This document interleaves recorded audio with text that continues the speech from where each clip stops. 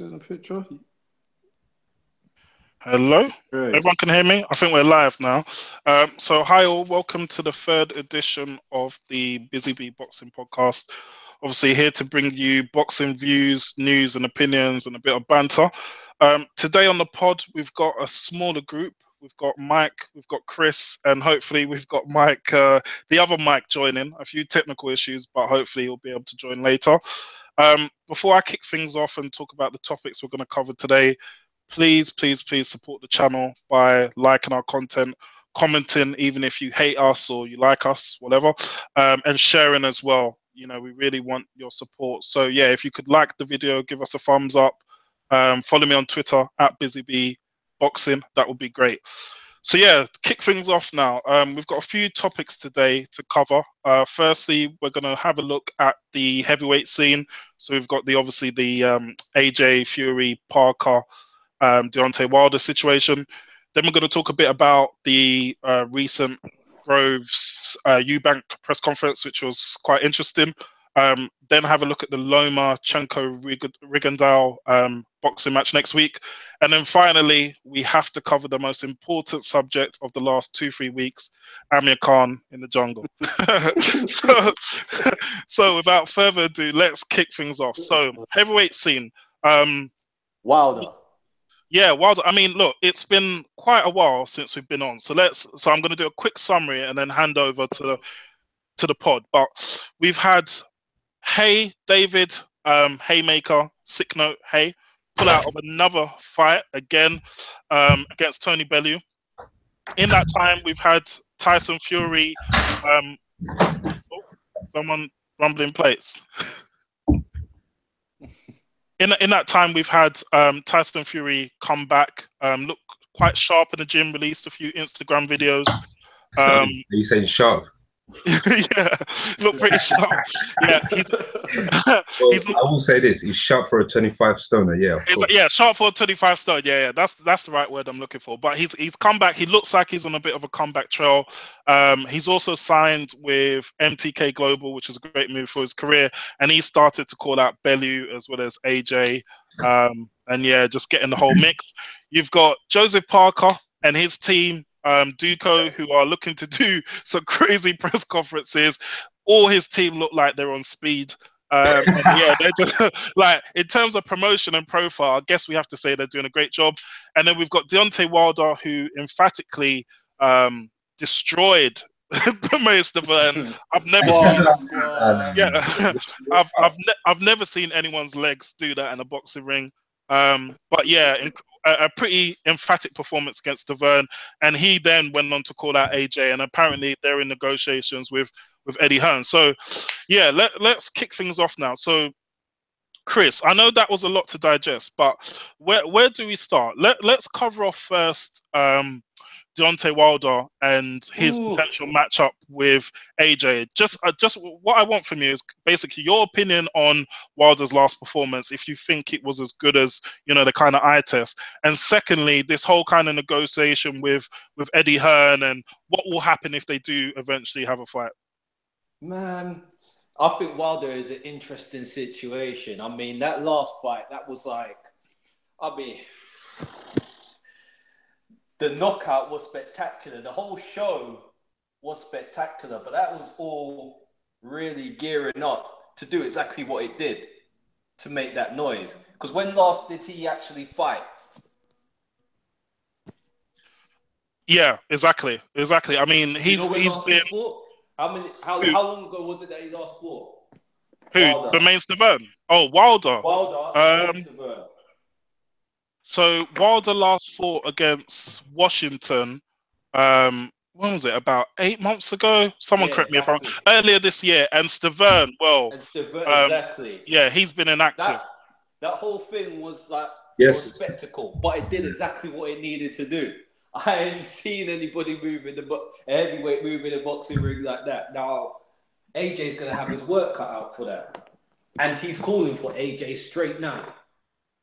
He's gunning for AJ now, and on the back of AJ's last performance, well, I think that's the fight that Wilder should get right now. That's what he needs. Because I think if Wilder and AJ go now, Wilder takes him out. Controversial, but I think Wilder takes him out.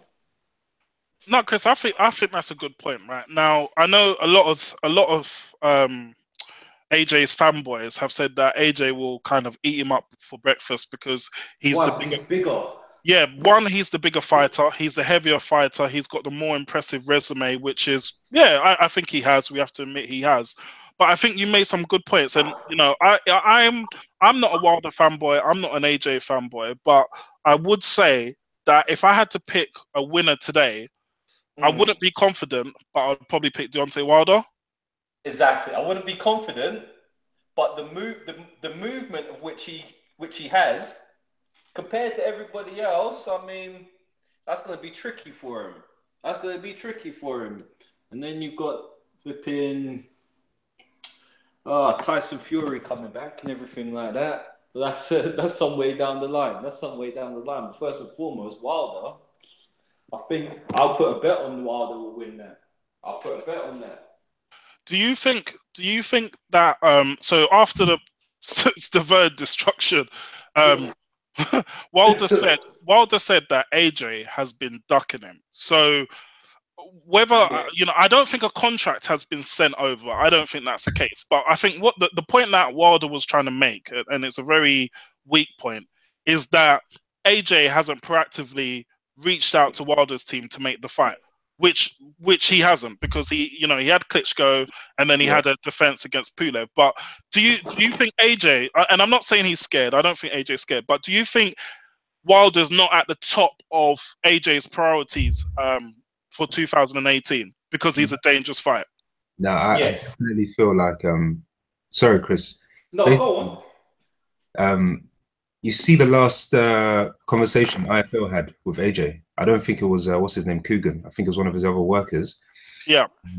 He was saying to AJ, look, mate, what's going on with blah, blah, blah. And obviously, at that point, it seemed like AJ was a bit, he was agitated by all the questions continuously coming at him saying, look, what's going on with Wilder? When are you going to fight him? Blah, blah, blah. And he basically said, look, we've been trying to make this fight happen for a while. And I don't want to say anything in public, but it's going to happen. And then obviously, following that interview, Eddie Hearn came out and said, look, we're making this fight happen. We've got our advisors out there speaking with them at the moment. And I think they're in current negotiations. Even Wilder has confirmed that contract talks have started. So I don't think AJ's ducking him in the sense of, I don't want to fight that guy. I think from a business element, 100% he's been ducking him.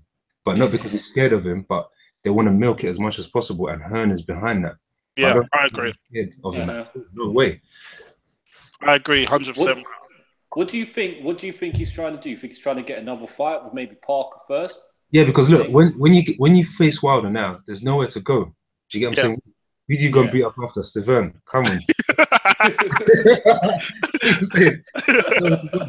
Like, Fury can barely do 20-minute cardio. He's like, yeah, I'm losing weight. He's lost 3 stone and he's 25 stone. So he was 28 stone, for goodness sake. He was, you get what I'm saying? Like, there's no one else, really. So if you just, let's fight Wilder, the fans are screaming, all right, you fight him in January, February, whatever, then what next? You only go downwards from there. So, try and draw it out as long as possible. Let the anticipation build up. Let it build up the fan base, the crowds, the fans, whatever it is. And then you meet in the middle and say, now this is the final level. Let's go for it. So then from Wilder's point of view, who does Wilder fight? He needs to fight Dylan White. They offered him $7 million. He refused. Yeah.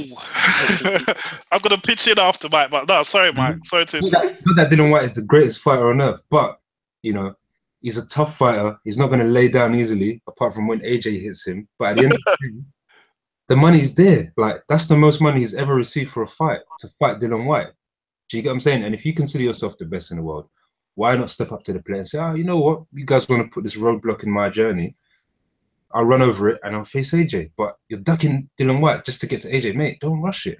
AJ still wants to fight other people. I don't know. I just feel like heavyweight boxing now, no one wants to take the risk because anyone can sleep at any time. So everyone's like, no, I just want to get that big fight. I just want to get that big shot, blah, blah, blah. Whereas before, back in the day, if you're calling my name, I literally drive to your house. Everyone fights. You know what I'm saying? Yeah, everyone fights. Say my name, we fight. It's that. No, I agree. I agree, Mike. I think you made some good points, especially on the Deontay Wilder hype. So obviously Eddie Hearn, it's basic business acumen, right? He knows the Wilder fight is big now, but it will be bigger in 2-3 fights time, right? So in his head, he's probably thinking, okay, let me get 2 decent tests that the public will kind of go with, and they won't kind of slaughter the fight. So Joseph Parker, get him in for March, April. AJ absolutely destroys him. Then get in a Kubrat Pulev. Let AJ walk through him because he was mandatory anyway before he got injured. And then have the Wilder fight because Eddie Hearn's thinking dollar signs in his head, right? Build the fight, let it gain momentum, let it gain even more traction, and then take it to market rather than take it when it's, even though it's ready now, but it's not fully ripe. So I get that bit about Eddie Hearn. But do you think people are going to wait? So if Joshua doesn't fight Wilder in his next fight, say he fights Parker, there's going to be so much pressure put on to fight Wilder straight after. I don't even think he's going to get another opportunity to fight Pulev or anything like that. I think the public, and I don't know, Mike, what your opinion is on this, but I think the public will accept a Joseph Parker fight. I think that is seen as a unification fight. I think that's just about acceptable. I think a fight against Kubrat Pulev won't go down too well necessarily, but they can market it as, oh, well, we were supposed to fight him last year. He got injured and we had to pull in Takam, and he's better than Takam, so this is a tough fight. I think they'll kind of play that angle. And then I believe the next fight has to be Wilder. But I think Mike made a good point where you said, Mike, if they throw him in with Wilder in April and he either, A, absolutely obliterates Wilder, where is there to go in the heavyweight scene? Because the next fight will be against Joe Parker, and that will be seen as a step down. It won't be seen as a tougher challenge. But on the flip side, if he steps in the ring with Wilder and Wilder absolutely smashes him, then then you're going to see the fucking bailiffs at Matchroom HQ taking all the furniture and shutting the show down because the cash cow's just done. So yeah, Mike, I think you made some really good points to that. The only thing that I disagree with is the Dylan White fight. Now everyone knows Dylan White is very close to my heart. I'm his best fan, and obviously we all know that our good friend Emmanuel is one of his obviously close allies. So I would never say anything bad about Dylan White. But I agree with you that Deontay Wilder has the biggest payday of his life there. I think they offered him $3.5 million. Well, allegedly, and then Deontay Wilder said he wanted $7 million, so he wanted double that. The thing about the fight is, and I get both sides, right? I get the fact that Dylan White is tough and he's durable, blah blah blah blah. But Dylan White, what has he done to earn a shot at the the guy that, like, let's be honest, right? You look at his last fight, he fought Robert Helenius. That fight was terrible. Helenius was out of shape, was brought in on short notice, and Dylan White couldn't even get him out. Then he last fought Derek Chisora. For me, I thought Chisora won that fight. That's what I think. I thought that as well. That's what I thought. And Chisora took that. That's what I'm trying to say. And even his performances after that were, like, before that, against like Dave Allen and Ian, was it Lewinson? Like, it's a business, yeah. It's a business. So even though Chisora won that, face value, what's his name? White is on Matchroom. So yeah, I know, exactly. You get what I'm saying? Those brown envelopes from Uncle Eddie. Uncle Eddie just slid that, and that was it. Like, it was, all she wrote. But I think, honestly, if Dylan White fought Deontay Wilder tomorrow, I don't think he would get as bad beaten as Tavoka. But I think it wouldn't be too far off, man, because I just don't think Dylan White's on the level. I think, if I'm honest, I think Dylan White has regressed, and I've said this quite a few times privately to you guys and on the podcast. He looks like he's gone backwards since the Anthony Joshua fight. I mean, he's gone from being a rough, rugged Jamaican yardie style fighter to someone who's trying to box. Then he's trying to be rough. Yeah, thank you, Chris. That's the point I'm trying to make. He's lost his edge. He's not got that ruggedness that made him a decent fighter. And if he tries to box against Deontay Wilder, the first right hand, and he'll be doing the Macarena like Stavern, mate. It'll just be, it won't be good. But no, some good points made in that. So bringing into the conversation Tyson Fury, obviously, Mike, you made the point that You know, he was 28 stone. He's lost 3, and now he's 25. So on those basic math calculations, he's got to get down to 18 stone to even, you know, be fighting fit. Then he's got to have a few fights. Where do we see him in the kind of platform shift, like the kind of balance of things for 2018? Honestly, if I was a betting man, I could put £50 down today that Tyson Fury will not fight in 2018. Well, controversial. Now, you don't think he'll fight? Aside from boxing, like I don't think people understand how heavy 25 stone is. Yeah. Mm-hmm. Now he has to lose that weight. Yeah. I'm not sure if he's a vegetarian or vegan or whatever. If you're on a heavily influenced, like normal generic diet where you eat meat, you're drinking sodas, whatever it is, or you're not having sodas but you're eating meat, you're eating quite heavy, or you're trying to eat light, at that weight, yeah, it's extremely difficult to cut down. Yeah. And you know, with what we've seen in the media, he's indulging a bit of this and that, if you know what I'm saying. So who knows what he's doing behind closed doors, but it's a lot. It's a lot of weight to lose. Because the last interview I saw him with Chisora, it was like every second on camera, like blowing it. Hey, someone get this guy some help. Because I had money down for him to beat Vladimir, you know. Oh, did you? Were you one of the lucky ones? Yeah, I said, look, everyone, because I wasn't betting, I told guys around me, look, if you're betting, Fury is definitely going to beat Klitschko, 100% guaranteed. They were like, no. I told them, and they got their money's worth.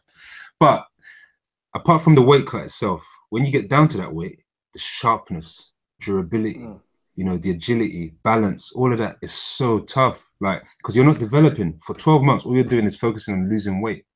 And this used to happen for UFC fighters such as Rampage Jackson. Out of camp, blow up to like 260 pounds and cut all the way down to 205. So his whole camp was just to cut weight. There was no technicality, training. Guys are getting sharp while you're trying to lose weight. That's basic stuff, man. You can't be doing that at this level.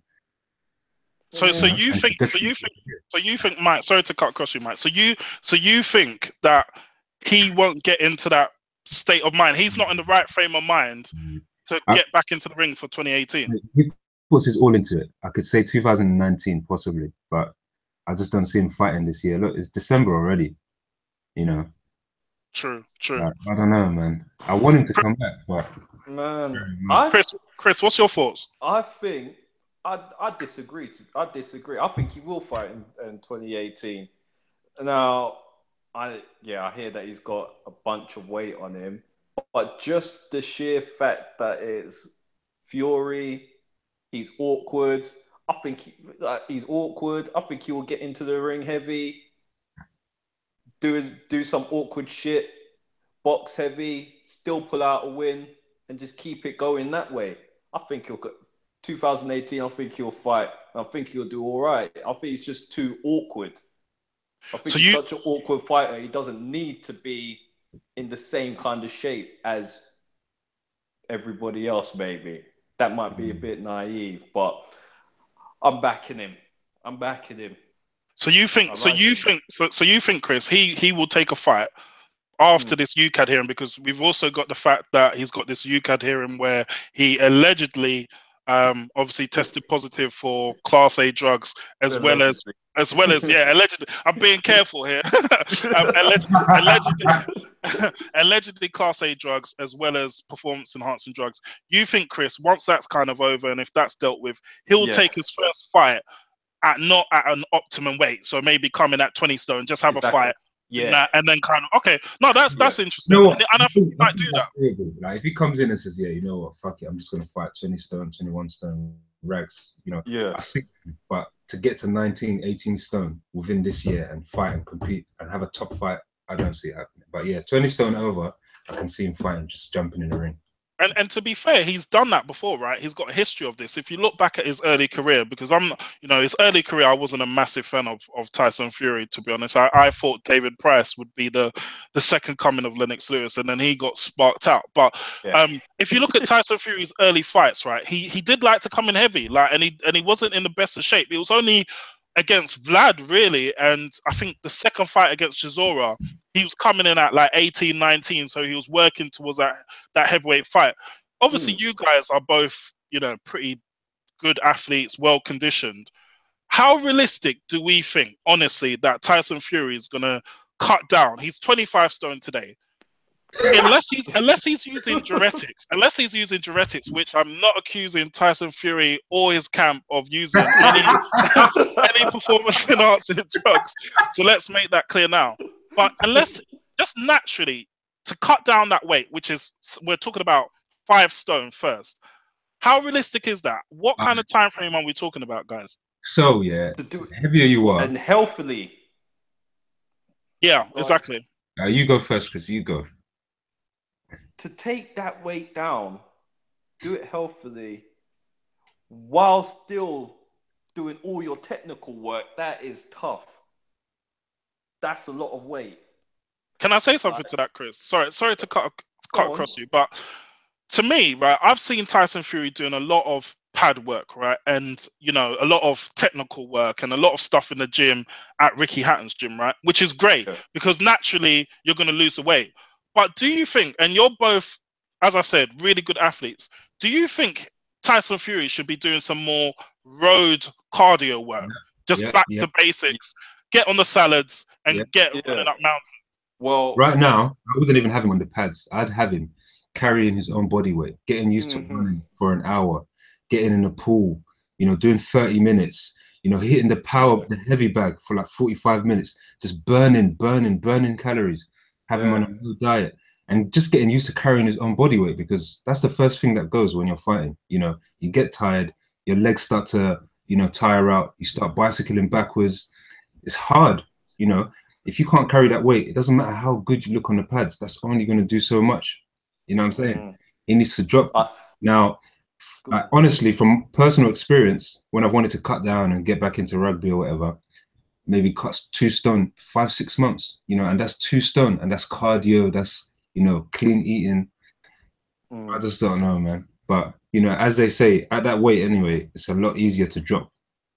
You drop off the pounds a lot easier. When you're easier, than when you're, the further down you go. But exactly. I mean, it's a tough one. I totally agree. I would have him just hitting the road, carrying his body weight, pool work, all of that.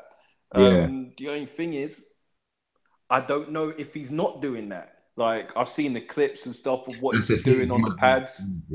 Which is they know that's all going out to the public, and it's showing the general public what he's still able to do.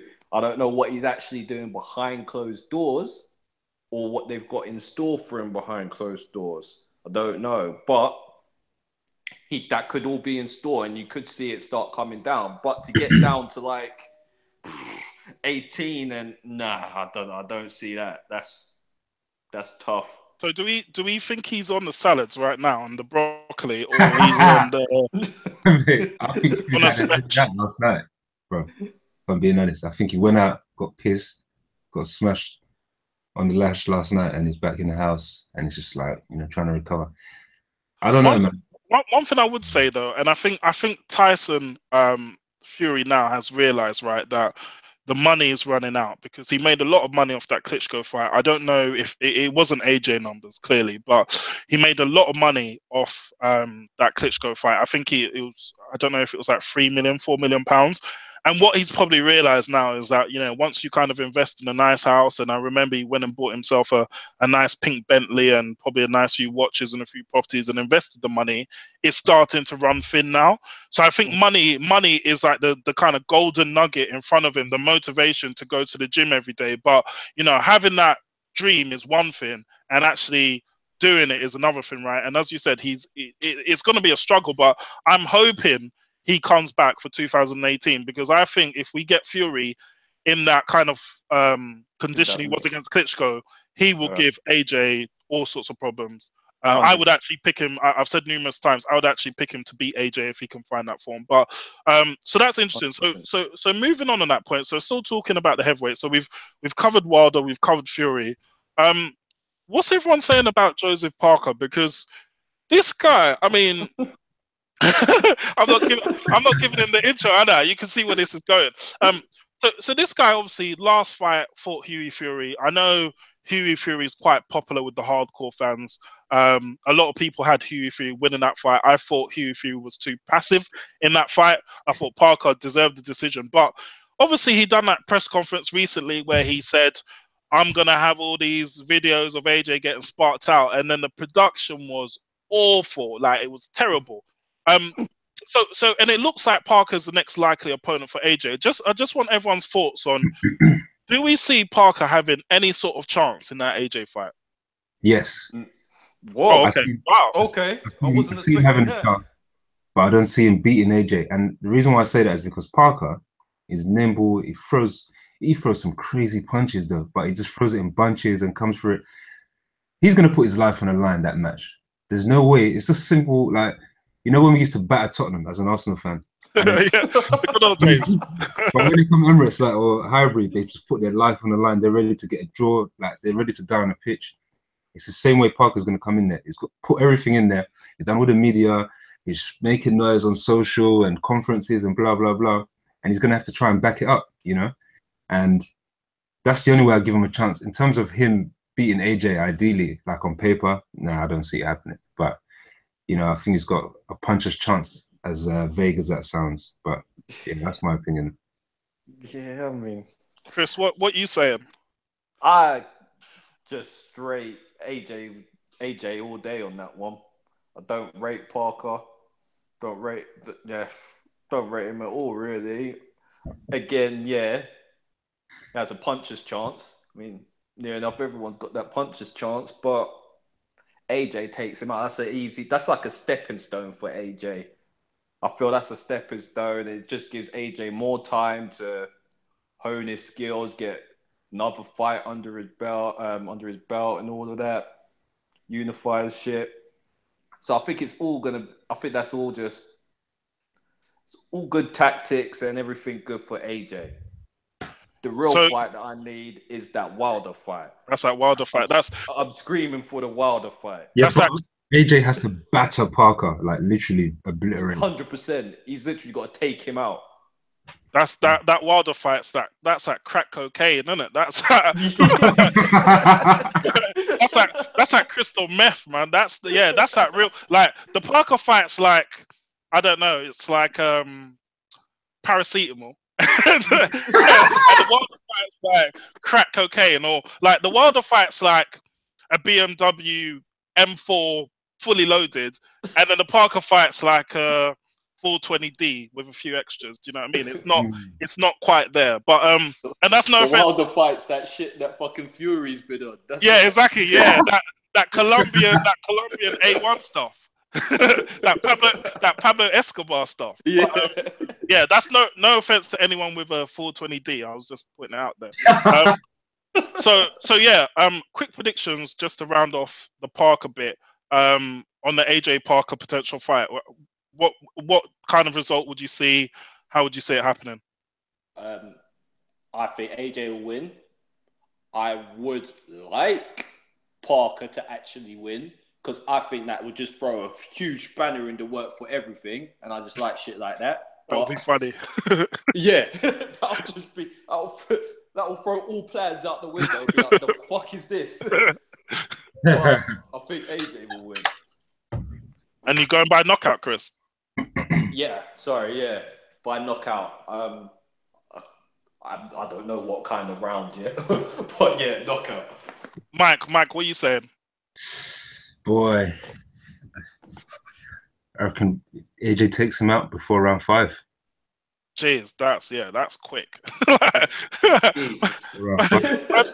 No, do you know what? Actually, so funny conversation. Yeah, slightly off topic, but obviously, I saw AO yesterday. Who's one of the pod members at the local show in the Brentwood Centre yesterday that David Price was heading, and the local pub. the local pub. A quick punch up, and we were talking about Charles Martin. Remember Charles Martin and how he effectively signed that contract for 2.5 million and said, look, here's the belt, because basically he's just sold his belt, right? And a lot of people have been saying that. Is Parker doing the same thing? Like, he's trying to negotiate a bigger split. First they said that they wanted 60-40. Eddie Hearn said they're in Dreamland. Then they said, we won't accept any less than 40. Then 2 days later on Twitter, we won't go any less than 35. Like the most terrible negotiating anywhere you would see. But I think that Parker has a puncher's chance. I agree with you, Chris. I think that AJ's the clear favourite going into that fight. I think he's probably just a bit too big, a bit too strong for Parker. But I do think Parker will go in there and just throw punches, right? Because who knows? If AJ gasses out, Parker's got a decent tank. He's done 12 rounds a couple of times. We don't know what always gasses out. That is a problem for him. That's a huge problem that I'm always scared watching these fights. Do you get what I'm saying? Because he gasses out. And he's getting you see it, yeah. He always gasses out. And that's where someone's going to jump on him. Like, exactly. Obviously, Klitschko rolled that back a couple of years. He's taking AJ out right then and there. What round was that? I can't remember what round it was now. 5th or 6th round. Yeah, something like that. Yeah, AJ would have been gone. Would have literally been gone. Yeah, I think AJ's stamina issues. That's what I'm saying. Are clear for Foreman versus Ali. Do you get what I'm saying? Foreman was dominating people leading up to that fight in the circuit, battering guys. Guys were flying out of the ring. Do you get what I'm saying? And Ali was like, yeah, don't worry about that. And before you knew it, do you get what I'm saying? He was tiring out. Just too much muscle mass. Do you know how much oxygen? That's what I'm saying. You know when someone's got a lot of power? Yeah. It's like, when someone holds a lot of power, they end up tiring. It's just like with anything. It's like with a sprinter. 100-meter sprinter, he starts running the 400 meters, he's going to tire. He needs to lean out. He's going to be able to. AJ needs to take someone out in those early rounds. Otherwise, later on, he's going to get fucked. He's going to be fucked. Everything's going to weigh in on him. It's too much muscle, man. Yeah, I agree. Okay, so that was a quick roundup of the heavyweight scene. I mean, we'll cover that in a future podcast in more depth. But I think we pretty much covered all the key points there. Just quickly touch on it. Obviously, I mentioned that Hay pulled out of the Bellew fight again. A quick shout out to David. I'll call him Dave like I know him. David sick note. Hey, David, if you're listening, which you probably aren't, I don't want to see you back in the ring again. I think you're a fraud. I don't like you. No. Sorry, David. Don't hold any punches back there. Yeah. I'm sorry, David. Please, just retire. Bellew, obviously, he's been getting into a few altercations with Fury. One thing that did give me jokes the other day was Tyson Fury came out and he said, look, Eddie Hearn and Tony Bellew, you're both Bellends. If Bellew steps in the ring with me, it will be a ceiling job, uppercut. Oh, when I heard that, it made my day. A ceiling job, you know. It just made me think of Street Fighter. It was just, mate, it was funny. But yeah, Tony Bellew, yeah, we don't want to see you in the ring at heavyweight level because he'll be smashed to bits. But let's move on for the heavyweight scene. On to Groves versus Eubank. Now, for people who didn't catch the previous podcast, I've got a bet with a few members of the pod, Idris, who couldn't join us today, and Money Mike. I've got a bet. They've gone for Eubank. I picked Groves. This week we had the press conference. Guys, I don't know if you caught that, but I just wanted to get your views on how you see this fight going. What's the keys to victory for both fighters? And yeah, just your general thoughts and opinions on the Eubanks and Groves. Why? What do I think? I'm thinking. Sorry, I think I would go with Groves. I would go with Groves. Did you choose Groves? Yeah, I picked Groves, and I basically said that Eubank Jr. I'm not calling Eubank Jr. a hype job because for me, when we talk about Tyson Fury and being an athlete, and when we talk about Eubank Jr., that's like the whole spectrum, right? You've got Eubank Jr. who's completely superbly conditioned, absolutely terrific athlete, and you've got Fury who's just Tyson Fury, right? The thing about Eubank Jr., and one thing I would say is, since his loss to Billy Joe Saunders, his dad has done a great job in his career.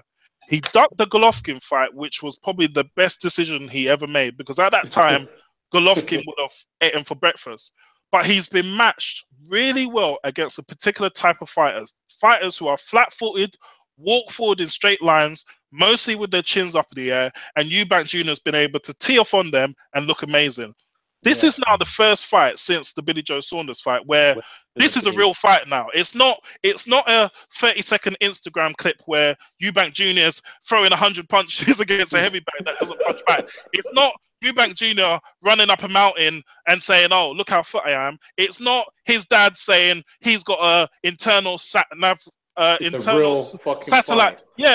navigation. This is a real fight with a genuine world level. I'm not saying Groves is necessarily the best in division, but he's definitely in the top 5 in super middleweights. This is a real fight with a fighter who hits hard at super middleweight and is a big boy. Groves is a big boy. And I think a lot of people have bought into the Eubank hype machine and they're not looking at this fight logically. I accept that George Groves is not at the peak of his career because he's been in long, hard fights. You know, he had 2 battles against Froch. They were really... those battles took a lot out of him. He had the fight against Baduchak, which was a hard fight. He had the fight against DeGale. He had the fight against Tunov. He's slightly shot-worn. But for me, Groves still has enough to beat Eubank Jr. He's a bigger fighter. He's got the better fundamentals. He's got the experience. And this is the key thing, experience, right? A lot of people have been talking about how, oh, Groves looks a bit dodgy in his ass fight. It looks like this or it looks like that. But when you speak to his opponents after the fight, they're saying things like, oh, well, when I saw the footage of him, I didn't think he'd done that well. But when I was in the ring with him, he throws a sneaky shot here, or like his movement's a lot better than what I thought, or his timing's good. And I think Eubank Jr. has fallen into that trap. I think he's looking at Groves thinking, oh, I've done hundreds of rounds of sparring with him 2 years ago or 4 years ago, and I think I can do this. And oh, he looks shop-worn, and oh, Carl Froch knocked him out, but that's Carl Froch. Eubank Jr. is a different type of fighter, and whilst he's a good fighter, I just don't think he will have enough on the night to beat a Groves, who I think will be highly motivated for this fight. And I'm even, and Idris, if you're listening now, I'm calling you out, mate. I'm willing to raise the stakes on this. I'm actually willing to say that Groves stops Eubank Jr. And I know that's controversial, but I think that's the only way Groves wins this fight, because I don't think he wins on points. I think he stops him. I think he hits him with something. I think Eubank Jr. is going to be so wound up, he's going to walk into something, and it's going to be all she wrote. Give us a round. Round 5. 5. Round 5, yes. Round 5. I honestly think, right, look, the way I see this fight, and I think I'm kind of taking over this bit, but the way I see this fight is that Groves doesn't win this fight long because Eubank Jr.'s got the better engine. No one can question that. And I think Eubank Jr. hasn't got concussive one-punch knockout power, but what he does have is volume. Like, he's one of these fighters, he can throw punches all night. If you want someone to back you in a pub brawl tonight, you'll probably pick Eubank Jr. because he'll just fight everybody all night. But the thing about Eubank Jr., if you closely study how he fights, he's open when he's throwing shots. He plants his feet. Sometimes he's got his chin in his air.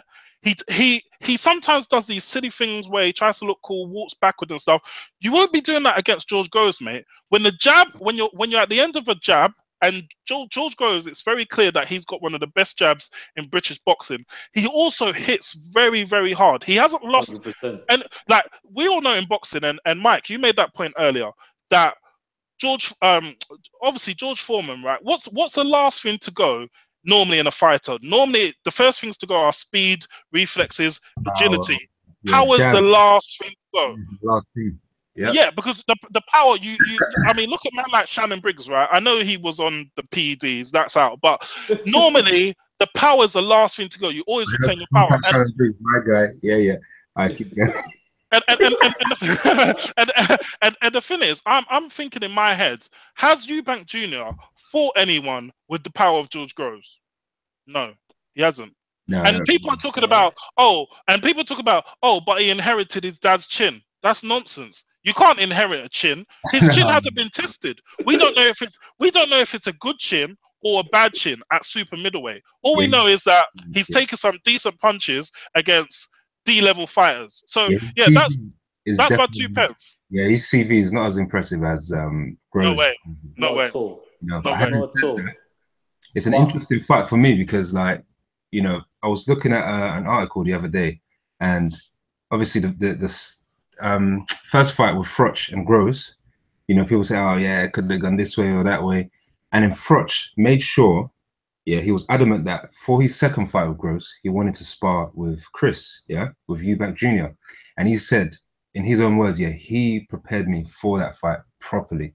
Like, that was the main fighter that I was sparring with throughout my camp, who prepared me for Gross. And that's why I beat him comfortably, And for him to make that a point, I said, whoa, hold on. Like, there must be something he sees in Eubank, obviously, that. And this is how many years back now? And think about how much Chris has improved since then. So from the time an expert and someone who has boxed at that level and has fought Groves himself is saying that, for me, that's giving me an edge to lean towards Chris for that fight, Obviously, one of the main issues I see with that fight, as you mentioned, Jay, Eubank leaves his chin open, very, very much so. Like, he walks forward, does a lot of glancing, moves back. There's a lot of showboating in his, stylistically, the way he fights. And obviously, Groves likes to tear up as well. He's got a solid jab. Eubank could go down in that fight. Let's not even get it twisted. Very, very realistic. He could get knocked out. But at the same time, there's certain stuff that Eubank does that I think Groves will just fall into that trap for.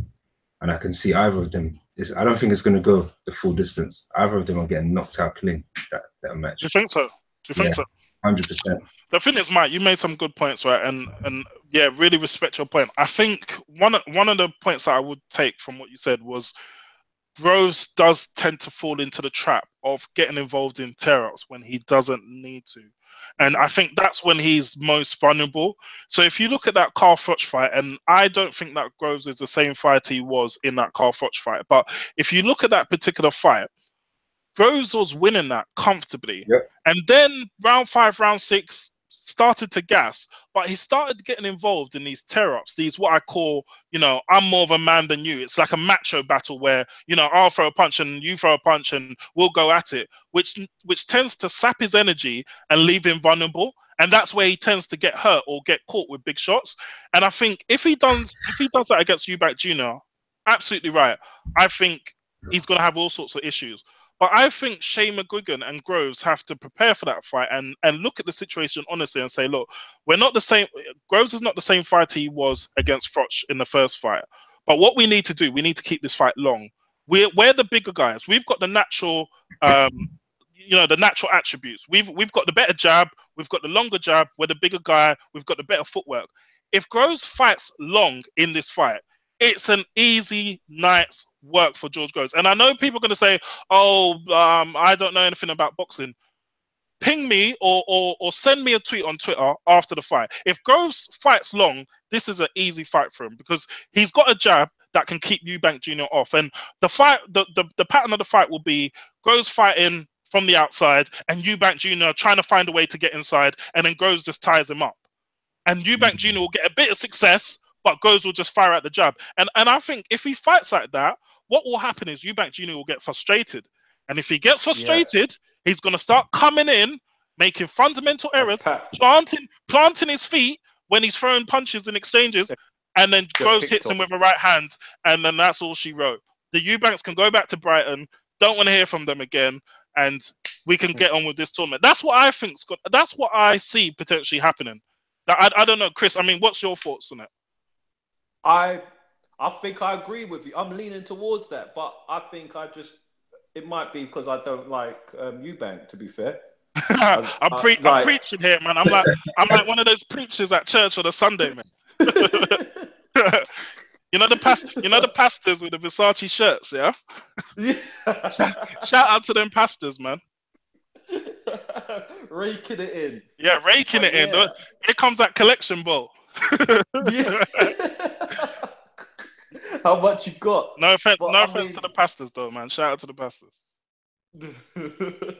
Doing a good job. Doing a great job. But I think that, it might be because I just don't like any of the Eubanks, to be fair.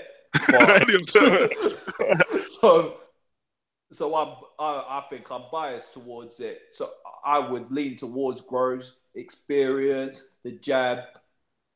I do think that Eubank's going to get frustrated, and that's exactly what's going to happen. He's going to get frustrated. He showboats. He's going to get frustrated, and he's going to get picked off. I know that's going to be against the masses, and I'm probably willing to put a bet on that as well. That I think that Groves takes it. I don't even know what the odds are on that. The odds must be up for that shit. But yeah, I think so. I had a look at the odds the other day. So Eubank Jr. is a heavy favourite. Yeah. So I think that he would be. Yeah, I think the general perception out there is that Groves is shop worn and Eubank Jr. is on the upwards curve and Groves is on the downwards curve. But my point is that even on that downward slide, he's at a higher point than Eubank Jr. And I think people are buying too much into Eubank Jr. destroying Nick Blackwell and putting him in a coma, or that fight against Arthur Abraham where he was shot to bits, or that fight against Yildirim, his last fight where Yildirim was fighting with his chin up in the air. Do you know what I mean? Like, forget all that. Let's look at his true form and compare it to what Groves has done. And I think Groves is going to be up for this. I think so. I think he's going to be up for this. This isn't going to be any walkover. I think Groves takes this. I just think I've just got this the underdog. Yeah, Groves is going to be ready for this. I've just got this sneaky feeling that that Groves stops him. I've just got this sneaky feeling that Groves will stop him. I don't know. It's just a thought, but yeah, I mean, we've got to see. I mean, I don't know. It's going to be a good fight, and I'm looking forward to it. Groves isn't going to if it goes to points. Eubank's got that all day, obviously. Yeah. But I think Groves is going to have to take it. I think Groves is going to take it from him. I agree. I think it'll be round seven. About round 7, I think Groves is going to take it from him. I think he's going to. I think it'll be a great fight. It's going to be. I think it'll be a great fight. Very interesting. Looking forward to that. Definitely looking forward to that. So yeah, we've covered that now. So let's move on to the next topic. But I don't want to talk about it too much because it's a bit of a hardcore one. But next week we've got Lomachenko against Rigondeaux. I don't know, Chris, if you've been following that build up. But just to quickly round that up. So that week, that fight's next week. Obviously, a fight with two legends. I'm once again picking the controversial pick of Rigondeaux. Purely because I just like Rigondeaux, and I think whilst Lomachenko is a great fighter, I think people have been slightly overrating him. But yeah, that's just my general thoughts on that fight. That's my general thoughts. I know it's controversial because most people are going with Lomachenko because he's the bigger guy and he's the guy with the momentum. But yeah, I'm just picking Rigondeaux. I don't know. Have you got any thoughts on that one, Chris? My thoughts are that I picked the same guys that you pick, and I don't know what that reason is. That's crazy. So you've just thrown me with that because I'm like, what? Really? But yeah, 100%. And that is why do I pick? I just like the look of him. When you just have a feeling, and I know it's against the masses again, but I've just got a feeling. Rigondeaux's been doing a lot of talking on social media, and Lomachenko not so much. So Rigondeaux on Twitter has been like posting a lot of videos and saying, I've seen all of those, and yeah. I just got this feeling because Rigondeaux, like, I do feel sorry for him, right? Because a few years back he defeated Nonito Donaire, and Donaire was seen as as a kind of pound for pound level fighter. I didn't think he was that, but the general public did. Rigondeaux absolutely destroys him in what was it, his 10th fight or something like that. Rigondeaux is he's just one of these fighters. He's a special fighter. I know his style's not pleasing on the eye. I know he's not a fighter who's going to fill arenas. Obviously Bob Arum, when he was promoting him at Top Rank, didn't really show an interest in him. But for me, Rigondeaux is just a special talent. And Lomachenko, don't get me wrong, he's a special talent as well. But I just got this sneaky feeling that Rigondeaux is going to pull this out. He just seems like he's very much up for the fight. I know Lomachenko is a great fighter, but yeah, it's just two incredible champions at amateur level now going head to head at professional level. It's the fight that people want to see, and yeah, kudos to them, man. But yeah, we can probably cover the aftermath when we've got a few more pod members. Mike's just pinged me and said that his computer's just gone into an update spin, so he'll be rejoining. Yeah, he'll be rejoining in 2 minutes. The next topic I wanted to cover, and I know we're trying to compact the show into 1 hour, so we won't go on for too much longer. But the next topic I wanted to cover was Amir King Khan in the jungle.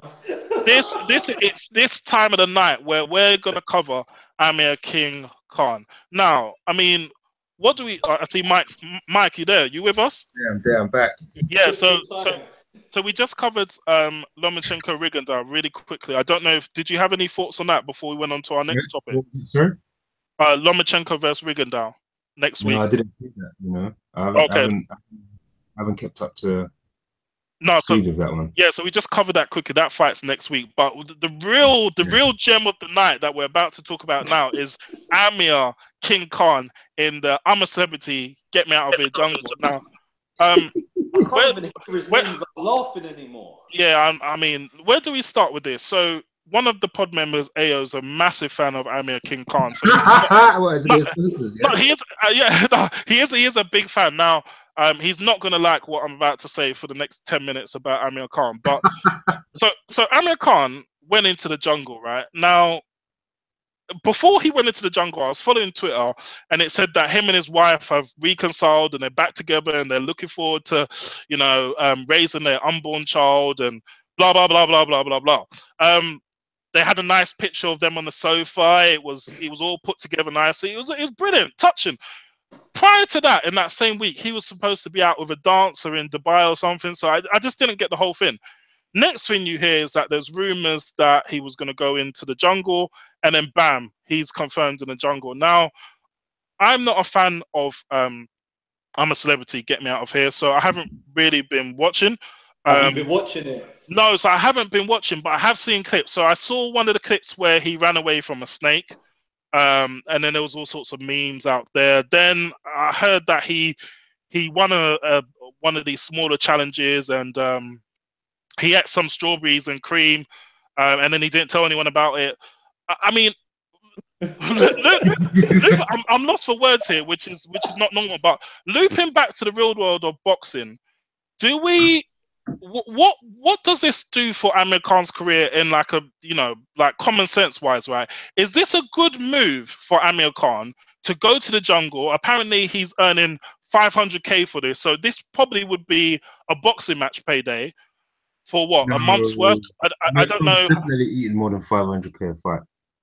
Yeah, but think about it, Mike. At this stage of his career, right? If he was to come back tomorrow and fight someone, would he get £1 million payday? I'm not sure.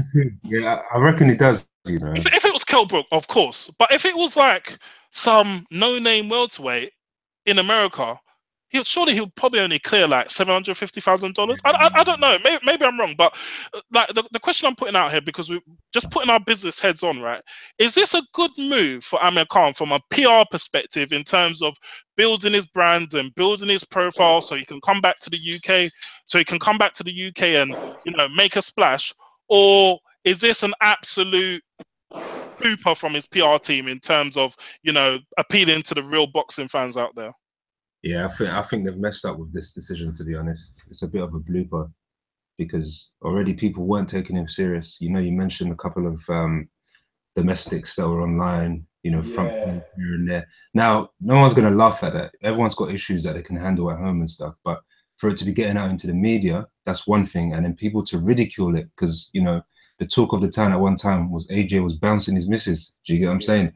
So people are ready to laugh at you, take shots, all of that. And then on top of that, you still keep publicizing, we're working on things. Mate, no one gives a shit. Just focus on boxing. That's the first thing, yeah?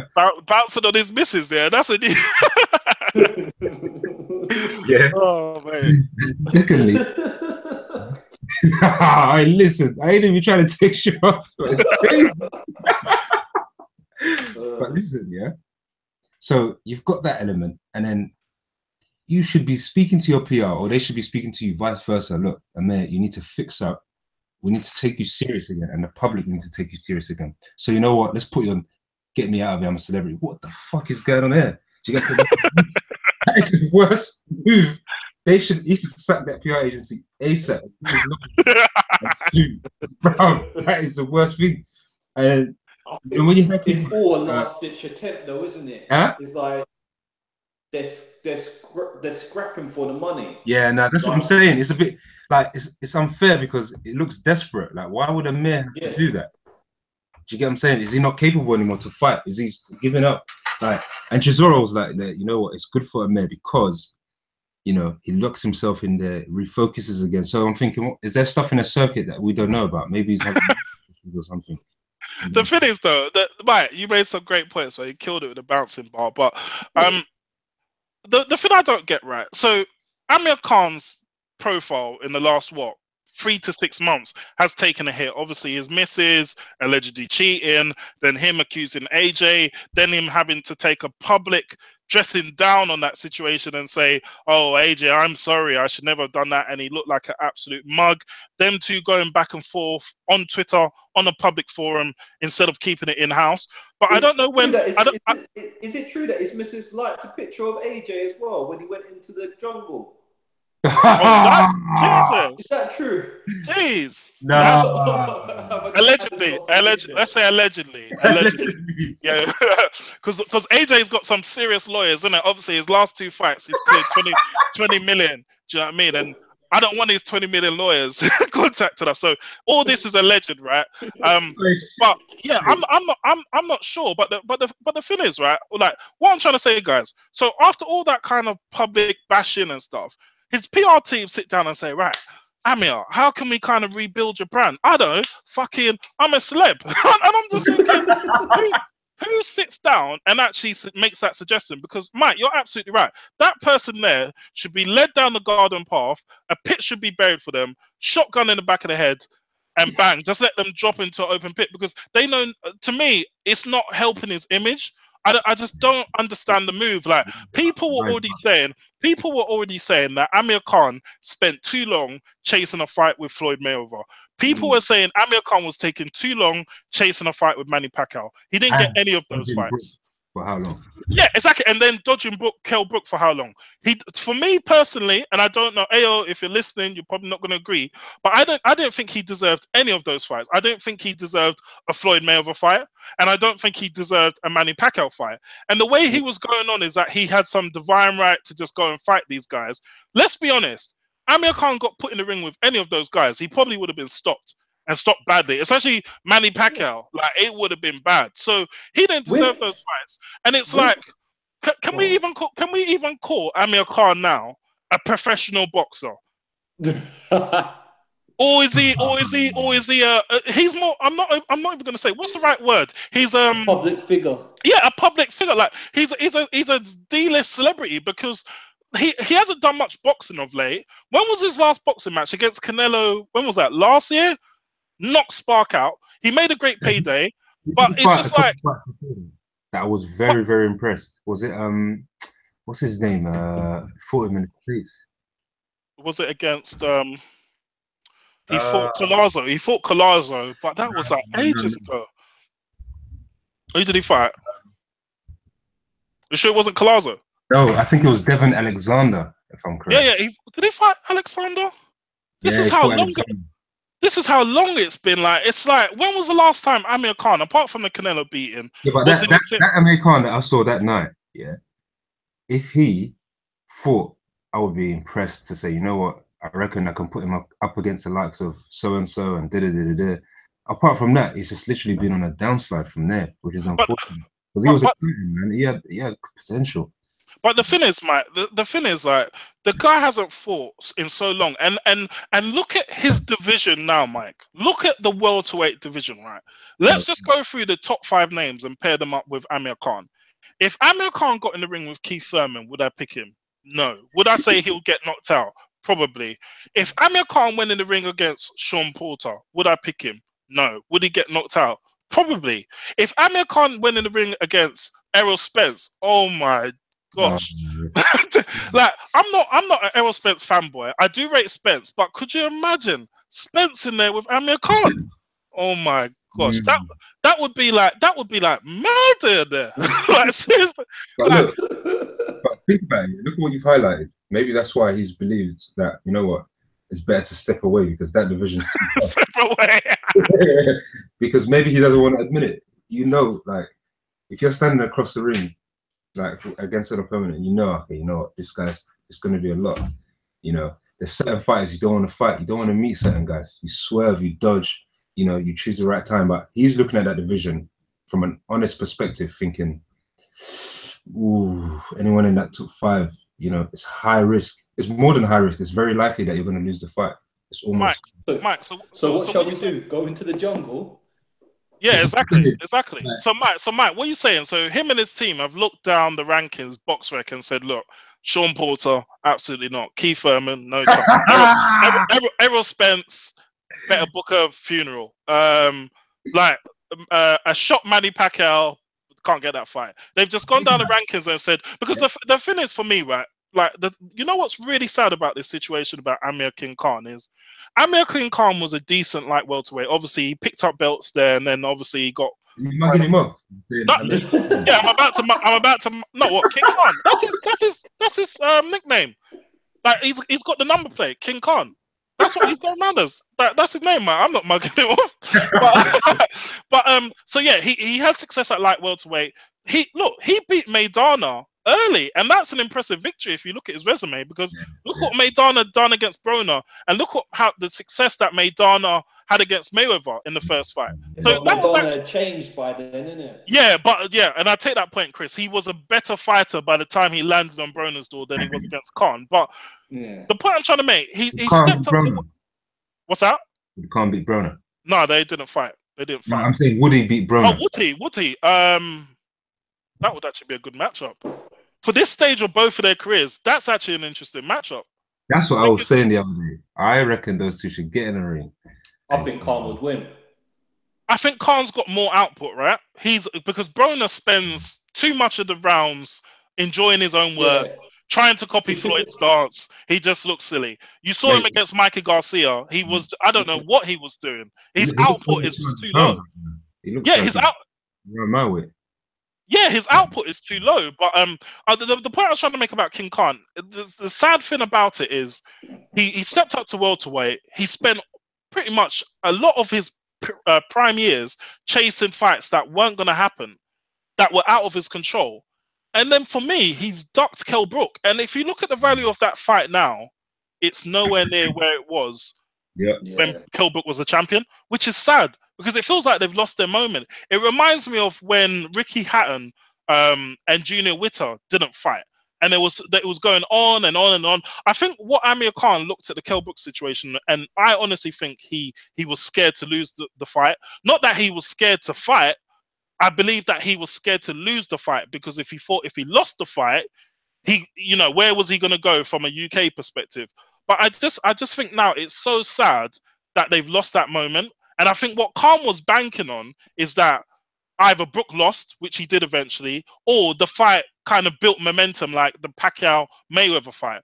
But you can't always use that model. That was different. Those two fighters are like Hall of Famers, elite fighters. They weren't likely to lose. Whereas with Brook, there was always going to be a risk.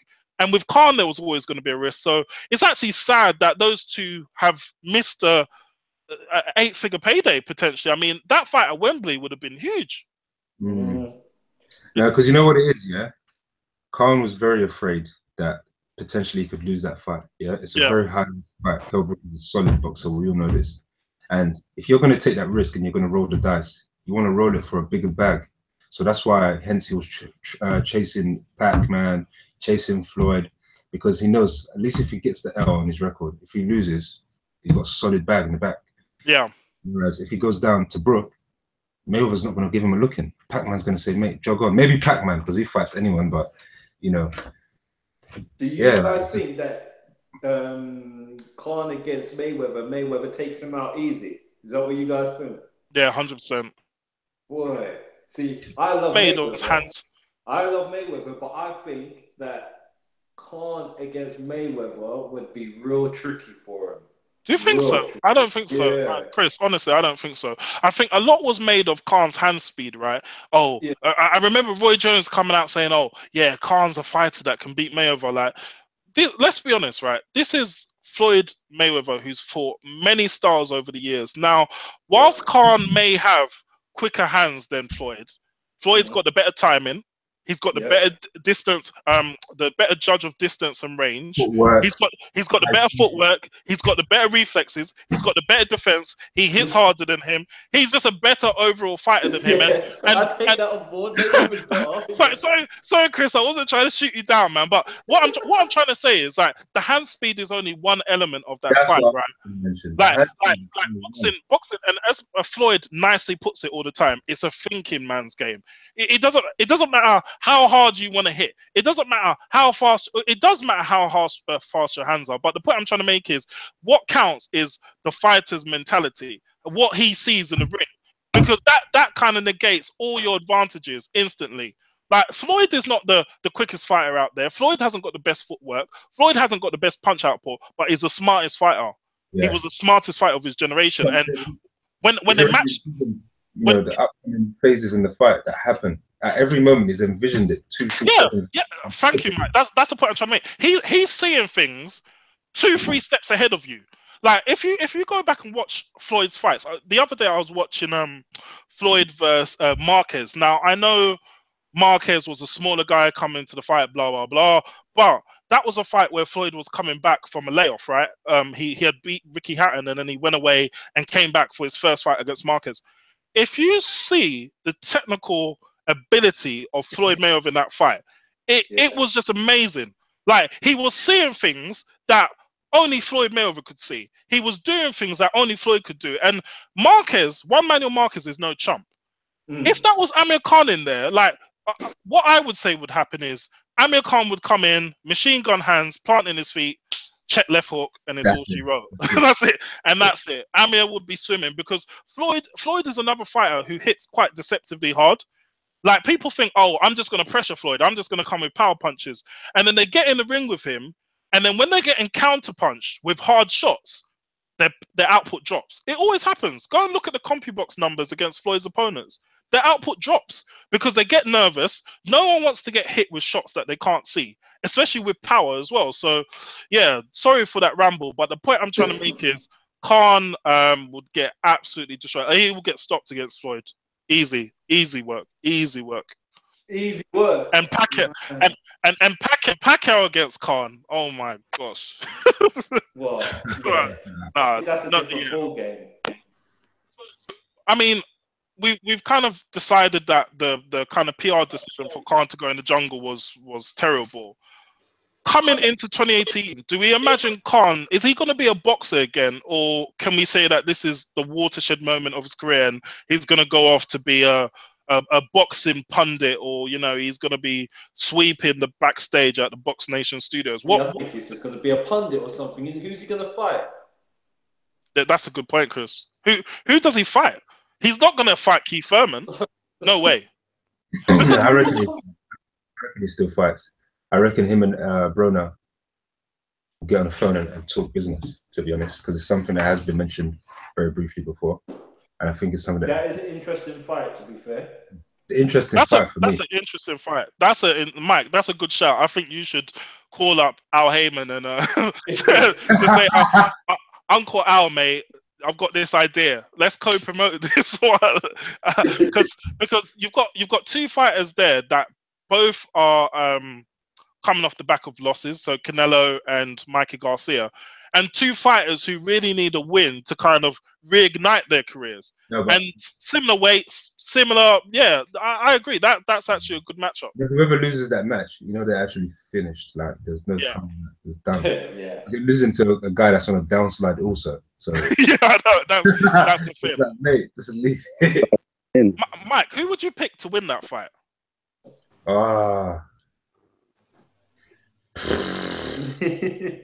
That's the sound, isn't it? That's the sound.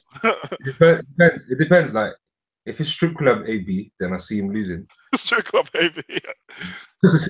You get what I'm saying? The guy's in a strip club the night before. He says he's not drinking or whatever. I really don't know, and it depends if Amir's having any issues at home, domestics. Like, it's all about the mind. Both of those guys, they're very, very influenced mentally. Like outside, things. I don't know, man. I don't know. That's a very close fight. say Broner. I would put my money on Broner for that fight. That's a very close fight. That's a very close fight. I would probably edge slightly towards Khan. I go Khan.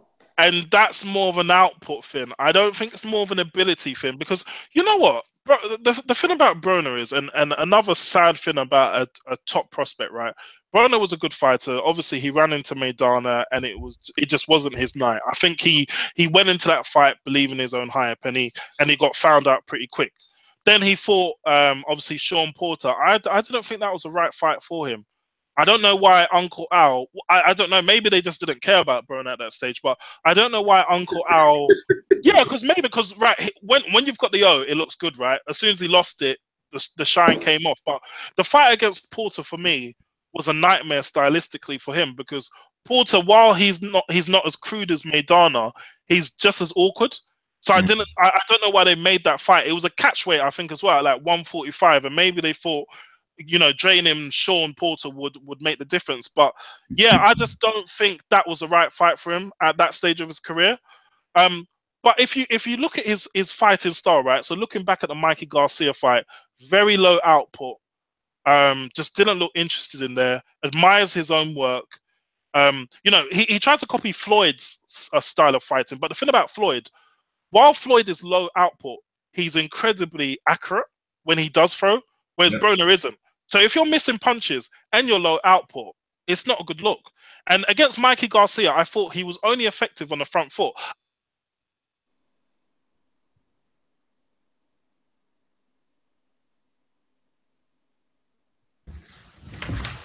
Hello? Are we there? You there, Jay? Hello? I think I just lost connection. Hello? Hi, can you hear me? Cut out. What? Hello, can you hear me? Yeah, I can hear you. Am I still on mute? No. Oh, finally, I've sorted it. Sorry, guys, for the late arrival. I've had some madness with my computers, man. Sorry. No. But interesting points, though. I've heard all your points. I did like that. Oh, you've been listening? I've been listening. You booted Jay out of your arrival. Yeah. No, don't. Serious? It just went all quiet there. I thought I disconnected or something. Yeah, he's on mute. I don't know what happened there.